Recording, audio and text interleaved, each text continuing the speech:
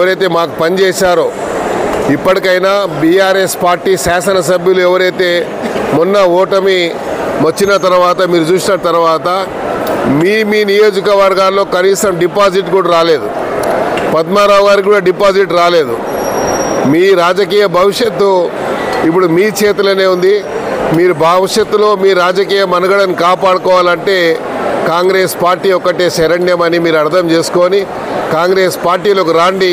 తప్పకుండా గౌరవ ముఖ్యమంత్రి గారు మీకున్న గౌరవాన్ని ఇస్తారు, మీకు కావాల్సినటువంటి గౌరవాన్ని ఇస్తారు తప్పకుండా. ఇప్పటిదాకా మీరు సెల్ఫ్ రెస్పెక్ట్ లేకుండా మీరు పనిచేసుకుంటూ వచ్చారు. మీ ఆత్మ గౌరవాన్ని, మీ యొక్క సెల్ఫ్ రెస్పెక్ట్ని కాపాడుకోవాలంటే కాంగ్రెస్ పార్టీలోకి రావాలని నేను ఆహ్వానిస్తున్నా. ఎందుకంటే రాబోయే రోజుల్లో బీజేపీ పార్టీ ఏదైతే చెప్తా ఉందో ఇప్పుడు మోడీ ఫ్యాక్టర్ అని చెప్పారు. ఎక్కడైతే రామ మందిర్ నిర్మాణం జరిగిందో అయోధ్యలోనే మోడీకి సంబంధించిన బీజేపీ నాయకులు ఓడిపోయారు. గతంలో మరి మోడీ గారు 5 లక్షల మెజార్టీతో గెలిస్తే ఇప్పుడు కేవలం 1,00,000 చిల్లర ఓట్లతో గెలిచారంటే మరి నైతికంగా మోడీ గారు ఓడిపోయినట్టే లెక్క మా దృష్టిలో మాత్రం.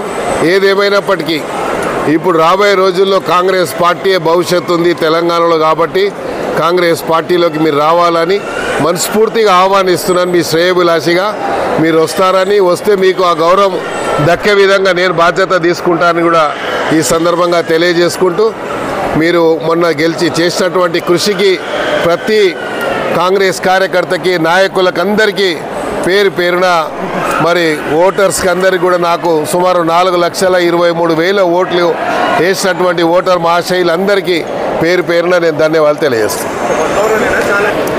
అందరూ ఎవరైతే రాజకీయంగా మరి క్షేత్రంలో ఉండాలని, ప్రజలకు అందుబాటులో ఉండాలని, ప్రజాసేవ చేయాలనుకున్న వాళ్ళందరూ కూడా కాంగ్రెస్ పార్టీలోకి వస్తే తప్పకుండా వారికి కాంగ్రెస్ పార్టీలో వారికంటూ ఒక ప్రత్యేకమైనటువంటి గౌరవం ఉంటుందని కూడా ఈ సందర్భంగా తెలియదు.